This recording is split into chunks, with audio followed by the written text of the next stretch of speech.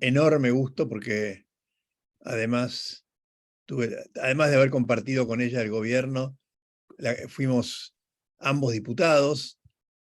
Laura es abogada, fue diputada nacional del 2009 al 2015 y luego en el 2015 dejó la Cámara para ser directora, es directora, ¿no? Secretaria de Ética Pública y Anticorrupción. Ahora Okay. cambiaron de nuevo el nombre. A la Oficina Anticorrupción. Como diputada fue, entre otras iniciativas muy interesantes, la ley de paridad de género, que recuerdo la fuerza con la que la defendió en la Cámara. Y en la Oficina Anticorrupción, Laura dejó una marca muy importante, no solo para contarles algunas de las cosas que hizo, logró que se editaran, se publicaran 90.000 declaraciones juradas del Poder Ejecutivo Nacional y legisladores. Ley del arrepentido, responsabilidad penal empresaria, el decreto de integridad en juicio contra el Estado, el plan anticorrupción 2015-2019. Cosa rara, ¿no? Que un gobierno, y lo saque por decreto firmado por el presidente, publique su plan anticorrupción. Digo, raro, vista la historia de la Argentina, ¿no? Las redes de enlace de integración pública. ¿Es así, Laura, que se llama? La red de enlaces de integridad pública por decreto presidencial. Bueno, 35 causas por corrupción. Por eso es que no la No, quiere. no fueron en mi contra, No, aunque tuve muchas denuncias. no, vos promoviste y seguiste 35 causas por corrupción y las más notables que se conocen, ¿no? Así que digo, el paso de Laura por Oficina Anticorrupción marcó francamente un antes y un después, y por eso es tan respetada y escuchada por todos nosotros. Hoy nos va a hablar de la corrupción K como sistema, lecciones y desafíos, tema que tiene alguna actualidad, como bien sabemos. Así que, Laura, muchísimas gracias por estar con nosotros, todo tuyo. Gracias, Eduardo, querido. Gracias a todos por estar hoy acá para escucharme. Les agradezco. Tengo exactamente una horita para compartir con ustedes porque parto rauda a la televisión. Una sola corrección, Eduardo. No soy abogada. Soy licenciada en Ciencia Política y tengo una maestría en Políticas Públicas. Bueno. Y una de las mayores críticas que me ha hecho el kirchnerismo vernáculo ha sido justamente el que no soy abogada. Y yo creo que parte del éxito de haber montado una política de integridad pública, visto desde el lado preventivo, tiene que ver con la mirada integral de la política pública de integridad. Y por eso tantos decretos del presidente Macri, y por eso algunos avances en leyes, e incluso un proyecto de ley que envió el presidente Macri a principios del 2019 para reformar la vieja ley de ética pública aprobada durante los años de Carlos Menem hacia el final, que ahora este gobierno supuestamente se propone discutir. Así que va a ser interesante para los legisladores, por lo menos si el Poder Ejecutivo envía un proyecto de ética pública, ese es un lindo punto de agenda. Si quieren dialogar, dialoguemos eso en el Congreso, porque nosotros tenemos un proyecto que enviamos. Si este gobierno envía el suyo, bueno, ahí estaré para apoyar a nuestro interbloque en el debate, apoyarlo técnicamente. Pero bueno, yo tengo 4 puntos anotados porque el tiempo es tirano y no les voy a contar todo lo que ustedes ya saben. Pero sí, el primero, que parece un poquito raro, es tratar de ponernos en contexto, antes de entrar en los detalles. El kirchnerismo asume la presidencia en la Argentina, como todos sabemos, en 2003, mayo del 2003, y podemos decir que para esa época, en el mundo en general, en América Latina en particular, y esto ya venía con la onda venezolana, con la brisa bolivariana, se empieza a ver en el mundo occidental especialmente lo que hoy ya se denomina la recesión democrática. Y los quiero poner en contexto porque tiene que ver con la corrupción. No solo la corrupción nacional o la corrupción en nuestro país, sino la corrupción como un fenómeno transnacional, que es un poquito lo que voy a hablar también hoy, de nuevo hacia el final. ¿Y por qué digo esto? ¿Por qué hablé de la brisa bolivariana y la corrupción? Porque tiene mucho que ver, y esta terminal tiene mucho que ver hoy con Moscú, y tiene mucho que ver con otros actores de la geopolítica internacional. La corrupción es nacional, sí, hay pequeña corrupción, la del policía que pide una coima, cada vez menos, pero existe, la del funcionario que se guarda un vuelto, también la corrupción que se puede definir como captura del Estado, que es un sector, un sector económico o un sector sindical, se apropia de una política pública específica, lo que nosotros podríamos llamar pactos mafiosos en una cantidad de sectores de nuestro funcionamiento económico a nivel nacional, pero también en los niveles provinciales y municipales. Entonces dije, pequeña corrupción, la captura del Estado, la captura de una política pública, la gran corrupción, que es cuando ya tenemos actores del más alto nivel de un gobierno o del Congreso o del Poder Judicial involucrados en redes de corrupción que permiten, por ejemplo, la penetración del crimen organizado o del narcotráfico o la trata de personas en los países. Y después tenemos un cuarto nivel que es el de la corrupción transnacional, que es cómo se filtran los fondos ilícitos que provienen de la corrupción en otros países y financian el terrorismo, el crimen organizado, para desestabilizar las democracias liberales en muchos países donde estas democracias son más bien jóvenes, ¿no? Pero no solo en estos países como el nuestro, que tiene una democracia joven, sino en las democracias más consolidadas se utilizan distintas formas de financiamiento ilegal de actividades ilícitas o incluso de las campañas políticas para penetrar y desestabilizar las democracias liberales republicanas más estables del mundo, ¿no? Las más viejas. Y eso voy a volver al final. Entonces lo que quería con este primer punto es ponerlos en un contexto mundial. Podemos decir que hace 10 o 20 años, y ya en los últimos años, los especialistas que cuentan estas cosas y que las estudian, hablan de la contraola democrática, o sea, la recesión democrática. La democracia en el mundo, la democracia liberal republicana, que es mucho más que votar cada 2 o cada 4 años, o sea, la democracia donde se respetan las libertades individuales, las libertades civiles, políticas y económicas de las personas, y las democracias con división de poderes, donde la división de poderes se respeta y hay contralor y hay rendición de cuentas de los que ocupan los lugares en el Estado, empiezan a retroceder. Y hay avances, en algunos casos autoritarios, pongamos en nuestra región Venezuela, Nicaragua, Cuba desde hace ya muchos años, y en otros casos hay avances autocráticos o de estilo autocrático que no llegan a transformarse en dictaduras, pero que ponen en jaque el funcionamiento constitucional previsto, por ejemplo, en nuestra Constitución, con ataques habituales a los medios de comunicación y al periodismo independiente, a la oposición política, a la justicia independiente, a los organismos de control. Entonces acá entramos, me parece, en el segundo tema. Y también no quiero hacernos sentir mal, pero lo que ha pasado en la Argentina en estos últimos 20 años no es un modelo calcado de lo que ha sucedido en otros países. Y creo que gracias a que la ciudadanía se organizó a través de nuevos partidos políticos y de una coalición electoral pudo poner, y sigue poniendo de alguna manera, freno. Cuando digo la ciudadanía, digo también todos nosotros, ¿no? Sigue poniendo freno a un avance contrario a la Constitución Nacional, nuestra Constitución, que es de una democracia liberal republicana. Pero primero somos república, ¿no? Porque nos llamamos República Argentina. Y la república garantiza el Estado de Derecho, que todos somos iguales ante la ley, que somos personas libres y que tenemos una división de poderes y votamos cada 2 años. Entonces, este es el contexto general. Conocemos de dónde venían estos personajes de Santa Cruz y qué es lo que empieza a suceder cuando acceden al gobierno nacional. Y más allá de, como decimos algunas veces, exportar el modelo Santa Cruz, por ejemplo, no logran exportar a nivel nacional la ley de lemas, o sea, hay cosas que no logran exportar a la nación, sí yo creo que hay más parecidos a la brisita bolivariana venezolana que al modelo de Santa Cruz. Pongo un caso.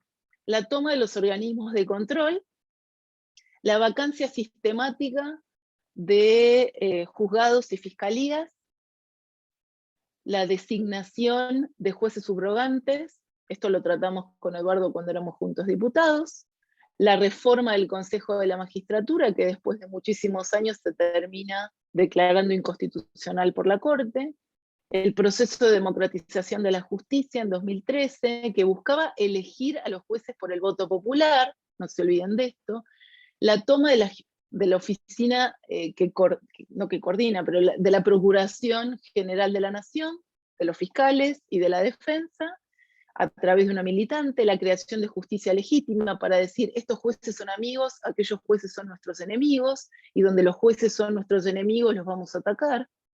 Los opositores va de suyo que si no arreglan son nuestros enemigos, los medios y los periodistas que nos investigan o nos denuncian, o dicen algo en nuestra contra, también son nuestros enemigos, aquellos que no podemos comprar con los dineros de la publicidad oficial, un fenómeno de los años 2000 en América Latina, un fenómeno nuevo, el de la publicidad oficial, que el kirchnerismo lo entiende muy bien en cómo financiar el engranaje de una cantidad de medios a través del dinero, de los dineros públicos. Los que no están con nosotros son nuestro enemigo. Entonces, como dice Moisés Naim, estamos marcados por la era de las 3P. Populismo, polarización. El populismo divide sí o sí, en el momento de la historia que ustedes quieran. Si no estás conmigo, sos el enemigo. Polarización y posverdad. Acá se suma la cuestión de la mentira, el engaño, las medias verdades, el uso de las redes sociales o de medios de comunicación para distorsionar la realidad, para difamar, para calumniar, para inventar. Utilizando también las nuevas tecnologías para, por ejemplo, hacer deepfakes o falsificar videos, o lo que, por ejemplo, una vez apareció un audio mío diciendo no sé qué cosa y no era yo. Y pasaron esa voz por un sistema y se dieron cuenta que no era mi voz. O sea, alguien dijo, no es Laura Alonso, eso es un deepfake. Bueno, todas estas nuevas tecnologías que tienen cosas buenas, pero que también tienen un aspecto negativo, que han contribuido a llamar a esta la era de la posverdad. Entonces, volviendo a la definición de Naim, de Moisés Naim, estamos en la era de las 3P. El populismo, la polarización y la posverdad. Y lo quiero poner en términos más de lo que le pasa al mundo, porque si no creemos que estamos solos y que estamos luchando contra, y está muy bien lo que estamos haciendo, y estamos combatiendo solos contra algo ominoso que ha sido la corrupción sistémica desde lo más alto del Estado, o sea, la toma del Estado para robar. Y en realidad esto tiene que ver con un modus operandi que se ha ido expandiendo, no importa desde qué países, pero probablemente más desde los países no occidentales, no en términos geográficos, sino en términos de valores políticos y de principios políticos, para atacar a las democracias y para atacar finalmente la libertad. Y ahí enganchan estos personajes que toman el Estado de una manera muy clara, desactivando los controles, contaminando el debate público, con esta historia, por ejemplo, de que ellos nunca responden preguntas, pero nosotros siempre estamos respondiendo preguntas. Es muy increíble. Y cuando uno ve también al periodismo, el periodismo siempre nos exige a nosotros que respondamos, que nos autocritiquemos, que estemos respondiendo permanentemente, pero ellos las preguntas nunca se las hacen. Entonces, bueno, creo que ahora hay un despertar de darse cuenta de que esto es parte de una estrategia, donde la corrupción tiene mucho que ver. ¿La corrupción para qué? La corrupción para enriquecerse, la corrupción para financiar la política. La corrupción para instalar un modelo político contrario a la democracia liberal republicana. Esa democracia del pueblo que en realidad es una autocracia, porque el pueblo no delibera ni gobierna, sino a través de sus representantes. Entonces la corrupción acá no es solo, y cuando hablo de corrupción sistémica, del kirchnerismo, no estamos hablando solamente de personas que usan la platita pública para financiar campañas políticas de manera irregular, o que usan la plata pública para enriquecerse, sino que están utilizando el Estado para ir en contra de la Constitución. No hacen un golpe de Estado militar, y ahí es tan sabia la Constitución reformada, que en su artículo 36 dice, se atenta contra la democracia de dos formas, con golpes de Estado y con la corrupción. La corrupción es una forma de atentado contra la democracia. El atentado contra la democracia, lo repito, no es ponerle un arma y dispararle a un alto funcionario, que eso es una tragedia y es un atentado contra ese alto funcionario, pero no contra la democracia. Según la Constitución en el 36, se atenta contra la democracia de dos formas, con un golpe de Estado o con la corrupción. Y lo que nosotros hemos visto, y está estudiando y sigue investigando la justicia porque no termina en este juicio, y ya ha condenado en otros juicios a un vicepresidente, al ministro de Obras Públicas, al secretario de Transporte, al secretario de Obras Públicas, a Milani por enriquecimiento ilícito, al general de las Fuerzas Armadas, y así puedo seguir, porque ha habido otras condenas que por ahí no se conocen tanto. Lo que se está investigando y lo que se ha hecho y la resistencia que ha puesto la sociedad, y creo yo la inteligencia que ha tenido la sociedad en decirle a partidos opositores, únanse para ganar una elección, y se lo va a volver a decir y se lo vuelve a decir para la próxima, es para defendernos como sociedad democrático, liberal y republicana. Cuando decimos no a la corrupción como sistema de saqueo, pero también como un modelo político alternativo a nuestra Constitución, estamos ejerciendo una defensa de la democracia y de nuestras libertades, todas nuestras libertades, civiles, políticas y económicas. Y no quería no hacer esta descripción para ustedes, porque yo creo que es importante. Si no me pongo a contarles expedientes, y eso lo pueden ver dentro de un rato cuando vaya a la televisión, o me han visto antes, o lo pueden ver por YouTube. Pero yo creo que lo que tenemos que entender es que hay un proceso político en marcha en nuestra región y en otras regiones del mundo, inspirado en modelos autocráticos que van contra las democracias liberal republicanas en el mundo. Y la corrupción es uno de los mecanismos que permite o que busca silenciar opositores, en algunos casos disidentes, cuando ya el sistema y el espacio público se ha cerrado, porque ya no estamos hablando ni siquiera de una democracia electoral, sino de autocracias o dictaduras, que permite también neutralizar al Poder Judicial independiente, y cuando digo Poder Judicial también digo Ministerio Público y fiscales, que busca neutralizar o comprar a sectores de los medios de comunicación y periodistas, y que también va por la libertad de opinión de las personas.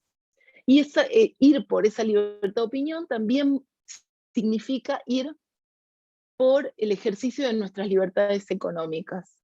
Porque las personas que cuando tenemos libertad de decir y lo acompañamos con una autonomía que nos da la libertad de ganarnos nuestro propio dinero por lo que estudiamos, por lo que hacemos, por lo que creamos en sentido de crear, lo que innovemos, o ejercer el comercio, lo que nosotros querramos, pónganle ustedes el título que quieran, ser maestro, enfermero, comerciante, mecánico, carpintero, programador. La libertad económica se apalanca, o sea, en la autonomía de poder decir, ¿no? Decimos, pero si somos autónomos económicamente, decimos más fuerte. Yo, que soy una feminista liberal clásica, puedo decir que hay un punto fundamental, y me remito a Sarmiento, que es, ¿qué hacemos para que las mujeres sean tratadas igual que los varones? Deben educarse de la misma manera, en igualdad de condiciones, y deben tener acceso al mercado de trabajo. Una mujer que tiene autonomía económica tiene autonomía también de situaciones, por ejemplo, de violencia en su familia, en su hogar o la que fuera. Entonces, ahí entendamos esto, ¿no? La importancia de la libertad de opinión, la libertad de pensar, la libertad de elegir, la libertad económica que nos da autonomía de otros, ¿no? Y entonces todo esto está atacado. No es casual que el Estado presente.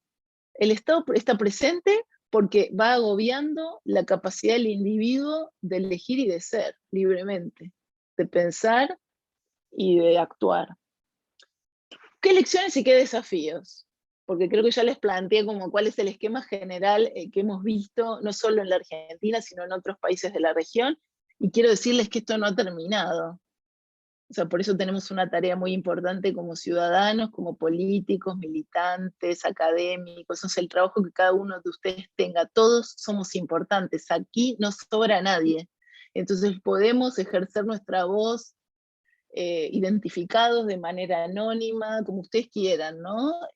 Siempre pacífica, por supuesto, porque defendemos la Constitución, que es el contrato de paz que se dio a esta sociedad y que por suerte refrendó nuevamente en el año 83 y con su reforma en el año 94. Creo que las lecciones han sido de todas las cosas que como equipo hicimos para tratar de controlar la corrupción, no sistémica, porque yo creo que cuando, a ver, hay una corrupción estructural, pero una vez salido el kirchnerismo, por ejemplo, cuando se va Báez, ¿qué es lo que pasa? ¿Qué es lo que le pasa al cartel de la obra pública? Sí, existía cartelización de la obra pública, más allá de Báez, y eso está investigado en la causa de los cuadernos. Lo que sucede es que nuestro gobierno impone nuevas reglas de juego, y estas nuevas reglas de juego están basadas en la transparencia, en la digitalización y la simplificación de los trámites, en la competencia entre los oferentes para bajar los precios, en un mejor y un mayor control de los que tienen la responsabilidad de hacer y de contratar la obra pública, y en ponerle, como mencionó Eduardo, nuevos incentivos a portarse bien a los competidores privados. Por ejemplo, la ley del arrepentido, que es un incentivo a comportarse bien para el privado, pero también para los funcionarios públicos, porque arrepentidos puede haber en cualquier parte.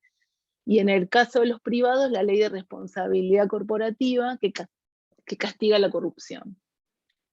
Es una ley que nosotros promovimos, hicimos y sancionamos en la gestión de Mauricio, y que además dejamos una cantidad de guías para ayudar a las grandes empresas, no solo a las multinacionales, sino a las nacionales, a que tengan nuevas formas de control y prevención de la corrupción en su interacción con el sector público. También trabajamos las cuestiones de integridad de los funcionarios. A mí no me parece menor, al contrario, yo creo que es muy mayúsculo y creo que es una de mis recomendaciones para quien sea nuestro candidato a presidente. Una de las primeras medidas tiene que ser un decreto, no importa si repite o le buscaremos la forma, pero una instrucción clara a la administración de que las reglas de integridad, ética, austeridad republicana y transparencia son esenciales desde el primer funcionario hasta el último. Como Mauricio decía, lo más importante es la ley de presupuesto que el próximo gobierno va a llevar adelante.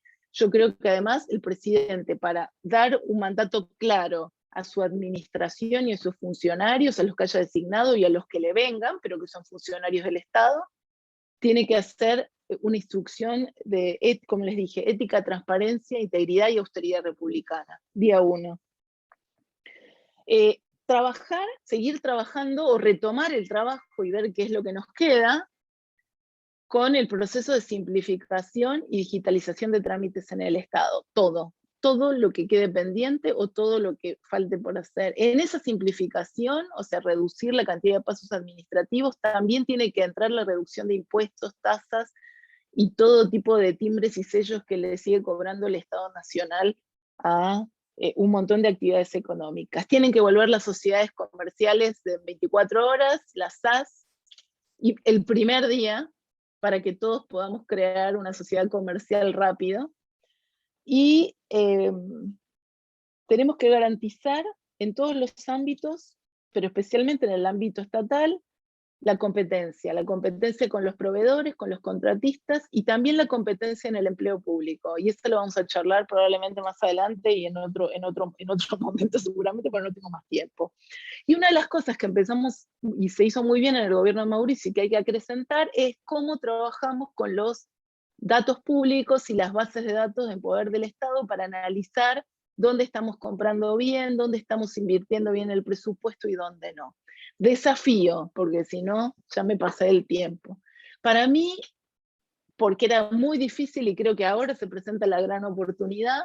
El desafío es inundar, en el buen sentido, a las provincias y a los municipios con estas reglas de transparencia, modernización, digitalización, simplificación, reducción de impuestos, trámites y todo ese show que creo que tiene mucho que ver con contrarrestar la corrupción. ¿La corrupción se resuelve? No, la corrupción se combate. Todos los países tienen corrupción. ¿Cuáles son los países más eficientes? Los que tienen más libertades económicas, políticas, y los que tienen mejores instituciones. Pero fundamentalmente los que tienen una ciudadanía que se involucra en lo público.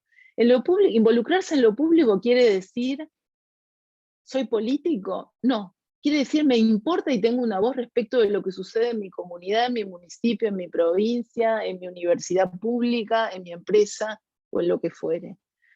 O sea que involucrarse, cuando los ciudadanos nos desafectamos de lo público, de alguna manera, aquellos que ocupan los cargos sienten que la rendición de cuentas es cada 2 o cada 4 años, cuando hay elecciones. Y yo creo que, y todos creemos, y los clásicos creen, o sea, no lo inventé yo, vayamos a leer a los clásicos desde John Stuart Mill hasta Benjamin Constant, creemos que somos ciudadanos 24 horas. Esto no quiere decir que no hagamos todas nuestras actividades privadas, familiares, todo, pero hay un momento, no sé, una vez a la semana, una vez al día, que hacemos voluntariado, que hacemos política, que discutimos un tema con nuestros vecinos, que vamos al club y en una mesa llevamos adelante una discusión. Bueno, eso es una forma de participación ciudadana. Y hoy es más necesaria que nunca.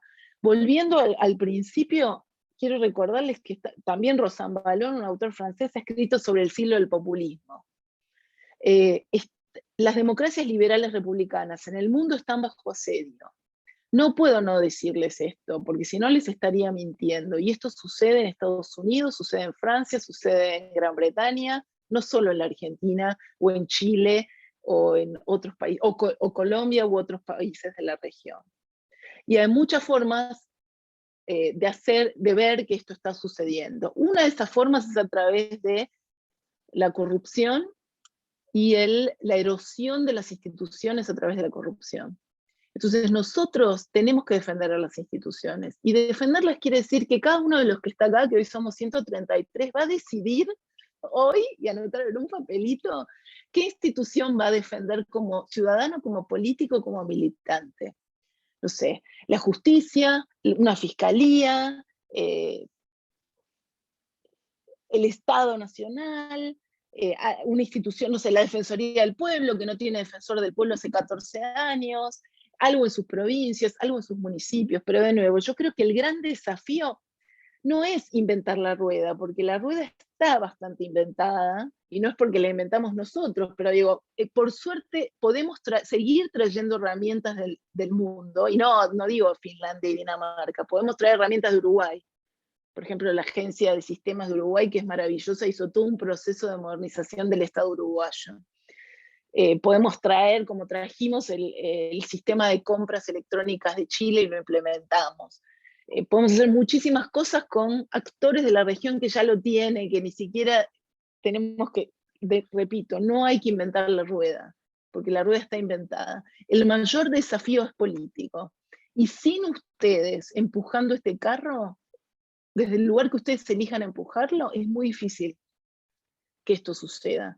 Entonces, esto tiene que suceder con un cambio electoral y tiene que suceder con el apoyo permanente y la participación de ustedes a partir del momento en que se produzca ese cambio electoral. ¿Qué hacemos de acá a las elecciones? Por supuesto, empujar este carro, fiscalizar, fiscalizar, fiscalizar. Ya vamos a salir también a pedir el voto, por supuesto, pero fiscalizar, fiscalizar, fiscalizar y mantener nuestra unidad. La democracia interna no es desunión, es diversidad, es pluralismo. Y nosotros somos una coalición pluralista, diversa, no somos unívocos. No estamos enamorados del dedo ni del verticalismo. Y me parece que en ese proceso nos enriquecemos, y una vez que se resuelvan las diferencias internas, vamos a tener un gran camino electoral hacia un nuevo gobierno que vamos a tener que defender todos los días. Así que a grabarse eso en la cabeza, porque la corrupción tiene que ver con un ataque a la democracia, no, y es un ataque a nuestras libertades. Cierro acá, Eduardo, para las preguntas o comentarios. Gracias, Laura. Vos sabés que mientras vos hablabas, yo recordaba, no sé, vos estabas en la Cámara cuando se discutió la ley de democratización de la justicia, ¿no? Sí, claro, sí. Y es de las discusiones más brutales que uno podría haber imaginado en el Congreso, porque además, lo voy a decir metafóricamente, se desnudaron. O sea, necesitamos jueces que nos defiendan políticamente, que defiendan nuestra ideología. Necesitamos jueces que sean como nosotros queremos y en algún sentido que sean empleados nuestros. Y yo decía después, jueces que cuando te roben, te violen, te peguen, te estafen, es el señor con el que te vas a encontrar el día que vayas a un tribunal para que alguien te defienda, ¿no? Bueno, pongo un ejemplo, es la Corte de 25 miembros, Eduardo. Claro. Esto no ha terminado, esto no ha terminado. Así Y es. esto es lo que les quiero transmitir claramente. Esta película contra la Constitución argentina no ha terminado y no va a terminar después de que ganemos las elecciones y cambie el gobierno. Así Por es. eso tenemos que tener claridad de pensamiento, de acción y consistencia y unidad. O sea, es verdaderamente importante el trabajo que estamos haciendo y que todos vamos a tener que hacer juntos a partir del 10 de diciembre del año que viene. Pues no tengo ninguna duda de que vamos a ganar.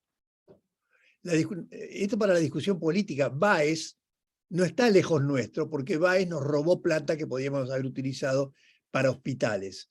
Pero el fenómeno de la integralidad del ataque contra la democracia y la Constitución que vos estás planteando, llega a los ejemplos que yo daba. Esto es, voy a tener el juez que te va a impedir hablar, actuar, defenderte, ¿no? Es un tema muy sistémico, ¿no? Vos lo planteaste al principio muy bien, ¿no? Apropiarse de los organismos de control, apropiarse del Consejo a la Magistratura, la democratización de la justicia, la procuración, justicia legítima, etcétera, ¿no? Así que La publicidad oficial, que fue un fenómeno. Yo te digo esto, Eduardo, porque yo estaba en Poder Ciudadano antes de ser diputada, y me acuerdo que uno de los primeros estudios que se hizo, lo hizo FOPEA, el Foro de Periodismo Argentino, en 2004, que le preguntaban a sus miembros si ellos notaban que estaba llegando más dineros públicos, o sea, de la publicidad oficial, y si eso condicionaba de alguna manera la línea editorial de cada medio. Y creo que fue en 2004 2005 el primer estudio de FOPEA, donde efectivamente los miembros del foro dijeron, que en ese momento era el momento inicial de FOPEA, sí, nosotros notamos que viene más dinero de publicidad oficial y que hay una presión sobre la línea editorial. Y esto fue todo un proceso también, no solo después la emergencia de nuevos medios, o sea, el intento, cómo finalmente Daniel Haddad termina vendiendo C5N y Radio 10, que eso es otra historia, pero también hay, entonces de nuevo vuelvo, porque yo lo marqué claro, los enemigos son 4, los medios y los periodistas libres e independientes. La oposición, cuando no son disidentes, por suerte en la Argentina todavía no hay disidentes, porque si no estamos en Nicaragua, la justicia, que debe ser independiente, y los organismos de control. Cuando pasó el intento de homicidio contra Cristina Kirchner bajo investigación judicial, lo primero que tuiteó Tailade es: ese fiscal no sirve, por Rivolo. Yo lo único que estoy haciendo hace 3 semanas es mirar las cosas que tuitean los voceros del kirchnerismo designados para la destrucción de la independencia judicial. Uno de ellos es Tailade, el otro es Moró. Entonces, si uno va mirando, después eso tiene réplicas en los voceros oficiosos en determinados medios de comunicación. Entonces, a ver, lo que yo creo es que, ¿por qué a nosotros nos toma, creo que mejor parados? Porque ya va a ser, y en todo caso, si me tengo que dedicar a explicarlo el próximo año, no tengo ningún problema en hacerlo. Todo está de parte de ellos montado sobre un proyecto político de destrucción y demolición del Estado de Derecho y la democracia liberal republicana. Lo repito, y Y no me voy a cansar de decir que las grandes barreras para que eso no hayan sucedido han sido los ciudadanos, los comerciantes, productores e industriales que no viven de la prebenda estatal en todo el país y que la siguen peleando desde el sector privado, los que todavía participan en el mundo académico y resisten el embate populista, polarizador, posverdad, y así sucesivamente. Profesionales que resisten, no sé, abogados, contadores, un montón de gente que hace su trabajo y lo hace bien. Y por supuesto, ¿cómo se replica esto? ¿No? Que la sociedad se ve así como, wow, avasallada en los últimos 20 años. Bueno, se replicó la creación de un partido como el PRO y después una coalición política. Y vuelvo, ¿por qué la Ciudad de Buenos Aires, en su momento la provincia de Buenos Aires, Mendoza, Santa Fe, Córdoba y otras provincias? Por el desarrollo económico. Hay que generar desarrollo y competencia económica. Hay que generar sector privado. Cuando la gente tiene su kiosco y lo maneja por sí mismo y vende su kiosco, lo digo en el buen sentido, tiene su almacén y es independiente, como era mi abuelo que vino de España, pero tenían un bar con sus familiares, nadie les decía lo que tenían que hacer. Ellos elegían y decidían por sí solos. Entonces, liberar a los individuos del avasallamiento del Estado presente, que es un Estado corrupto, el que construyeron, un Estado ineficiente, un Estado que no le resuelve los problemas a nadie, sino que avasalla la personalidad y la individualidad de cada uno de nosotros como personas, y de esa manera también toma espacios de nuestra libertad. Entonces creo que ahí está la discusión. Laura, te corto porque tengo 4 preguntas y quiero respetar tu tiempo. Lamentablemente estoy teniendo un problema con el chat, pero recién había una pregunta muy interesante.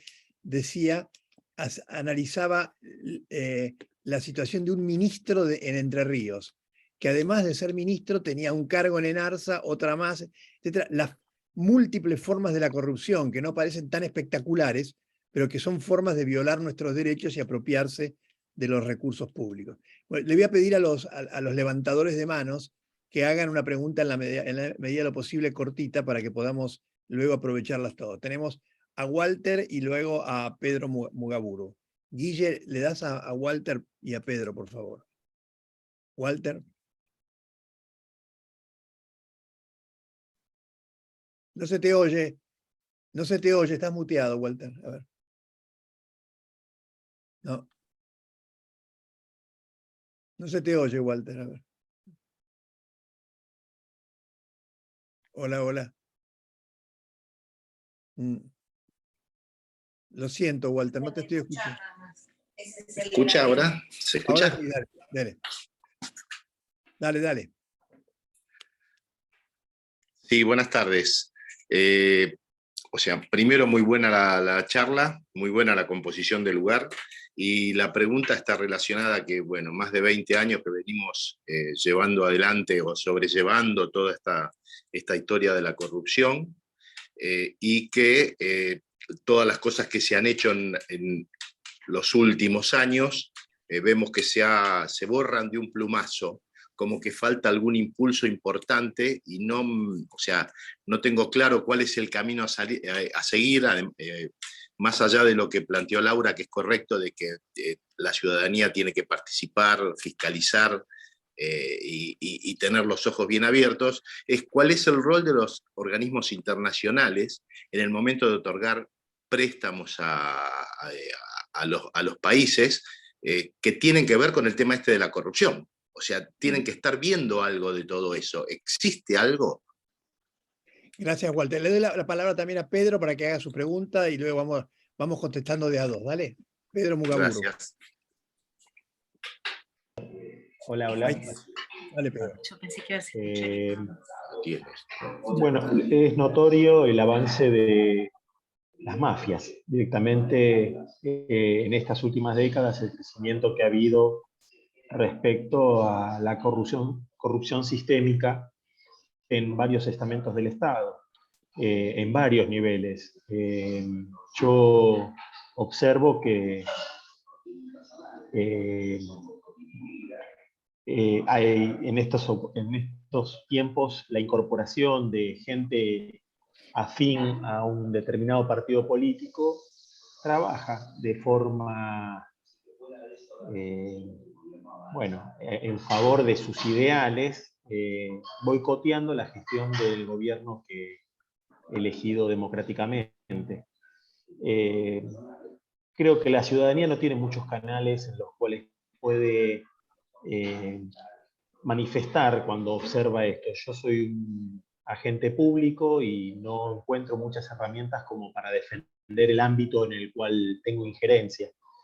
Y veo que, bueno, que si existe, la pregunta sería en concreto, si existe un observatorio de la democracia en el cual el ciudadano común, así como Laura citó, que cada uno desde su rol como ciudadano, si tiene herramientas valederas, o sea, que pueda manifestar cuando observa esta situación. Todos desde algún lugar vemos que desde algún ámbito u otro existen actos de corrupción y todos sabemos que hay cuestiones que deberían ser denunciadas, y el rol del ciudadano, el cual podría participar, creo que necesita de esos canales por los cuales yo me he comunicado con diputados, le he dicho, pero nunca he obtenido una respuesta.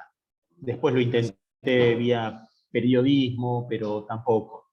Debería, creo que, existir. Y creo que el desafío para el gobierno que venga justamente es ese, es poder anular ese aparato mafioso que se pone en funcionamiento cada vez que son oposición. Gracias, Pedro. Laura, bueno, a ver, dale, tengo dos preguntas, a ver si las puedo poner las dos juntas. Primero, cuando yo hablé, y quiero retomarlo como desafío, el tsunami de digitalizar, simplificar, compartir información, hacer interoperables las bases de datos con provincias y con municipios, tiene que ver con reformas sistémicas que, a ver, van corriendo, la transparencia, van corriendo aquellos que hacen las cosas mal. Por ahí hay veces que es tanto, como plantea Pedro, ¿no? Que yo sé y el otro sabe y el otro conoce y aquel que me pidió, pero son casos muy chicos para que el Estado los pueda tomar. Incluso uno podría ir, no sé, con 600 denuncias a la justicia que no las puede resolver por un tema de capacidad. Entonces, la mejor manera de atacar estas cuestiones tiene que ver con, por ejemplo, el uso de la tecnología para mejorar los procesos de designación de personal y que no se produzcan incompatibilidades. Yo te aseguro que si alguien cruza la base de AFIP por quit con bases de contratos de personal, de contratación de personal en el empleo público, en la nación, en las provincias y en los municipios, tienen que saltar todas las incompatibilidades. Entonces no es un tema de que no se puede, es un tema de que hay alguien que decide no hacerlo o se hacen todos los boludos si no lo quieren hacer. Entonces yo voy a decir algo respecto a las provincias porque lo escuché anoche a Mauricio y espero hacer inception de esta otra idea, Eduardo, que ya tomó nota del primer decreto que me ofrezco escribir para el próximo presidente o presidenta, es cómo se negocia con las provincias. No se negocian recursos nacionales con las provincias si no hay reformas sistémicas de transparencia. Punto. Y no es una ley provincial, es a partir de ahora todos los sistemas de compras y contrataciones de las provincias se enganchan a los sistemas electrónicos federales o nacionales. Fin. O sea, no es una discusión. Lo mismo que las universidades públicas nacionales que reciben fondos nacionales. Sí, son autónomas, nadie les va a decir lo que tienen que enseñar, ni cómo lo tienen que hacer, ni los contenidos, ni nada de eso. Pero los recursos públicos son nacionales y tienen que rendir cuentas. Las provincias, las universidades públicas y después si quieren abrir las empresas del Estado, porque algunas se irán yendo, porque se irán privatizando o cerrando o lo que sea, pero mientras tanto van a tener que administrarse con transparencia como lo hicieron durante nuestros 4 años. Esas mismas empresas del Estado que hoy generan déficit millonarios, con una buena administración como lo hicimos en 4 años, nos permitieron ahorrar un poco más de 1 punto del PBI. Les cuento este dato y se los tiro así en el aire porque creo que pronto va a haber más información sobre eso. pero vuelvo al desafío de las provincias y los municipios, y vuelvo a la idea de las reformas sistémicas. A mí venían a verme mucho con casos particulares, y más allá de las cuestiones de jurisdicción, porque alguien nacional en cuestiones de fondos provinciales no se puede meter, los organismos nacionales no lo pueden hacer, yo soy fundamentalista hoy de las reformas sistémicas, y las reformas sistémicas son con tecnología. O sea, no es con papel. Entonces, Formosa, señor Formosa, mire, ¿usted quiere plata? Yo soy la nación. Denme el Ministerio del Interior, Eduardo. O sea, si no hace todo esto, señor Infran, usted no recibe una moneda del gobierno nacional. Me importa un bledo. Y así negocio transparencia por fondos con las provincias. Y con respecto a los organismos internacionales, contesto la primera pregunta, para que no te asustes, pero el Fondo Monetario Internacional aprobó su primer marco anticorrupción en 2018, como si antes en el mundo y el universo no hubiese existido la corrupción. Y todavía, desde mi punto de vista, no hay una idea clara en el Fondo Monetario Internacional respecto de qué significa tener un marco anticorrupción y antilavado. El antilavado tiene más que ver con la corrupción transnacional, pero respecto de lo que se le exige domésticamente a los países cuando negociamos nuestros créditos, no está muy claro.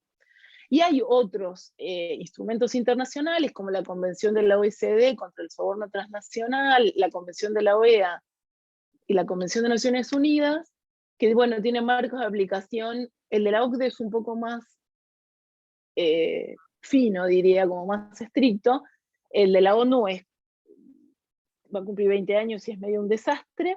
Y el de la OEA, nosotros planteamos en la OEA, cuando tuvimos la presidencia de ese mecanismo en nuestro gobierno, empezar a estudiar estratégicamente un cambio del mecanismo de seguimiento para aplicar algún tipo de sanciones a los países que no cumplían, y por supuesto solo me apoyaban Estados Unidos y Canadá y nadie más.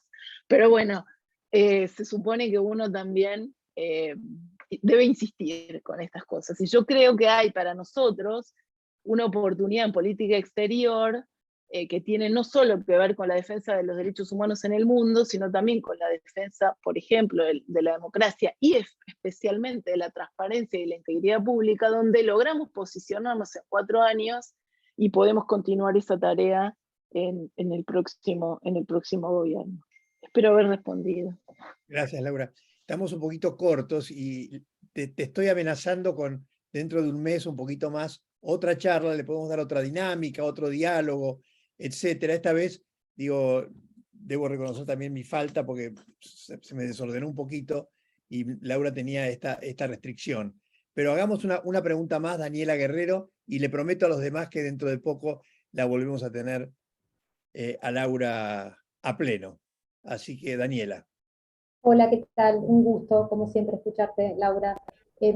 Primero, hablaste de la reforma sistémica, adhiero completamente, inundar los municipios, pero qué difícil va a ser en las provincias donde siguen gobernando los caudillos, ¿no? Y siguen introduciendo en la función pública al hijo, al primo, al sobrino, al nieto y demás. El caso que está pasando ahora en Tucumán del defensor público que contrata a 100 personas en el organismo para que le haga campaña al hijo. ¿Cómo podemos hacer para ya que eso no siga pasando? ¿Cómo podemos hacer para que no sigan haciendo lo mismo que antes de dejar el mandato? O sea, ingresar más personas en la función pública, cuando después eso no se puede desarticular. Bueno, yo creo que lo que hay que... Sí, dale. Sector privado, porque adhiero a la SAS, adhiero a la autonomía económica, adhiero a la transparencia en el sector privado, pero muchas veces los mecanismos anticorrupción del sector privado que se ven avasallados mediante sobornos o extorsiones para poder operar mediante los sindicatos, mediante los aprietes, ¿no?, de los mismos intendentes que en algunos casos buscan la dádiva para generar alguna actividad productiva en algún lugar. Bueno, esos son temas que la verdad que son demasiado complejos y me parece que el officer en compliance no alcanza, me parece que hay que ir por más. Bueno, eso es un poco mi inquietud. Gracias, disculpen que estoy tan apurada, pero a ver si lo puedo responder. Yo creo que hay cosas que vienen como atávicas, ¿no?, en la Argentina. Entonces, la cuestión del empleo público, desde mi punto de vista, hay que buscarle resortes con mucha creatividad e inteligencia. Porque pasa en la familia judicial, por ejemplo, ¿no? Porque si no, siempre estamos con que entran los familiares de los políticos, pero si yo les digo, vamos a cruzar los apellidos y las vinculaciones familiares en el Poder Judicial, se van a asustar.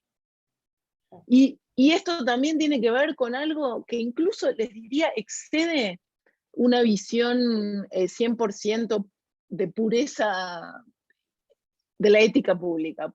Hay estudios que demuestran, no en la Argentina, en el mundo occidental, que el 60% de los empleos se consiguen por conexiones, tanto en el sector público como en el sector privado. Entonces, ese es un dato que uno tampoco le tiene que escapar. Porque en el sector privado también, che, tomalo a fulanito, qué sé yo. Entonces, hay que pensar bien cómo atacar la cuestión del empleo público, sobre todo el aspecto, digamos, a ver, los appointments políticos. Todo el empleo público no puede ser político ni familiar, punto. O sea, hay que empezar a pensar cómo se ataca, en qué sectores y de qué manera. Entonces, por ejemplo, lo que ha pasado en la Cancillería no ha sido una cuestión de familiares, aunque en algún momento lo era, porque la verdad que los hijos de los diplomáticos metían a los hijos de los diplomáticos. Y todos tenían triple apellido y era el mismo. Y estoy hablando de la antigüedad. En los últimos 20 años, la Cancillería, a través del Servicio Exterior de la Nación, fue incorporando militantes políticos. Y hoy la Argentina no tiene diplomáticos, o sea, tiene menos diplomáticos y tiene más militantes en la política exterior, que encima cobran en dólares. Y si me peleo con alguien, no me importa. Entonces, eso hay que redefinirlo. Porque el servicio exterior, así como las Fuerzas Armadas y áreas específicas del Estado, el manejo del presupuesto, podemos hacer miles y miles de áreas, pensar, tienen que ser técnicas. ¿Eso quiere decir que no tienen que tener una orientación política? No, de ninguna manera. Pueden tener una orientación política porque hay puestos que deben ser políticos, pero hay otros que son para técnicos. O sea, y les diría que es el 90% del caso de los puestos del Estado. Y después la dirección es política, porque obviamente la ciudadanía vota más a la izquierda, más a la derecha, vamos a ponerlo en estos términos viejos, pero vota orientaciones de política pública. Entonces, bueno, el Estado tiene que funcionar de la mejor manera posible. Nosotros tenemos la peor de las combinaciones, porque el Estado no funciona. No funciona. Porque es un Estado militante o un Estado bobo en el peor de los casos. Es una organización que no funciona. Y cuando una organización no funciona, genera en lo privado pérdida. En el Estado un desastre. Desastres sociales, desastres educativos, desastres ecológicos, ambientales, económicos, el que ustedes quieran. Entonces, todo tipo de desastres. Con respecto a la Defensoría, lo que sucede en este momento en Tucumán, yo diría que primero nosotros, el primer dato para nosotros como partido político o como partidos o coalición es no hacer lo mismo. ¿Sí? No ser como son ellos en otras provincias, ¿sí? No ser como ellos. Ese es el primer punto. Y esa restricción tiene que venir de siempre decir nosotros no somos así. Y tiene que venir desde adentro de nosotros y tiene que venir de cada uno de ustedes si son simpatizantes, adherentes, militantes o lo que fuere. Pero bueno, no, mira, este es nuestro límite. Nosotros no queremos que esto suceda. Y antes alguien me preguntó un observatorio en donde llevar estas cosas, ¿no? Claro, las denuncias. Bueno, es que yo creo, de nuevo, ¿no? Vuelvo a las reformas sistémicas. Pero porque vos hablaste de incentivos. No quiero, perdóname, pero no tengo más tiempo. Lo que digo es, la Defensoría del Pueblo de la Nación no puede estar vacante en el próximo gobierno. No sé cómo vamos a hacer para generar un acuerdo político, pero tenemos que tener los 2/3 o la bicameral y lo que sea necesario para que la Defensoría del Pueblo sea lo que la Constitución le manda hacer. Yo no sé qué hace hoy la Defensoría del Pueblo, pero seguramente tiene un presupuesto enorme, tiene dependencias en todo el país y no hace nada. Bueno, tiene que hacer lo que la Constitución le manda hacer. Y nosotros como ciudadanía y políticos de la oposición tenemos que lograr un acuerdo para que haya un defensor del pueblo. El mejor posible. Alguien que se haga cargo de las riendas de esa institución, que es la institución que representa de alguna manera también a los intereses de los ciudadanos, y que perfectamente podría trabajar las cuestiones de la corrupción. Y con respecto a los organismos de control, yo también estoy pensando que a nivel federal tenemos que reimaginar una agencia de integridad pública y pensar en cómo fortalecer a las fiscalías anticorrupción que existen, pero es otro punto. Y a mí me desvela qué vamos a hacer y cómo vamos a hacer trabajar distinto a la Sindicatura General de la Nación, que es el órgano de control interno del Poder Ejecutivo Nacional, que tiene que cambiar, que tiene que funcionar distinto, donde hay actores, donde hay agentes de carrera que trabajan bien, sí se les exige que trabajen bien, porque nosotros les exigíamos que trabajaran bien y trabajaban bien. Entonces también una cuestión de liderazgo político, por eso dije, ¿cuál es el norte que tiene que poner el próximo presidente o la próxima presidenta que elijamos, presidente, como ustedes quieran, que elijamos que elijamos los argentinos, y va a ser de Juntos por el Cambio seguramente, no tengo ninguna duda.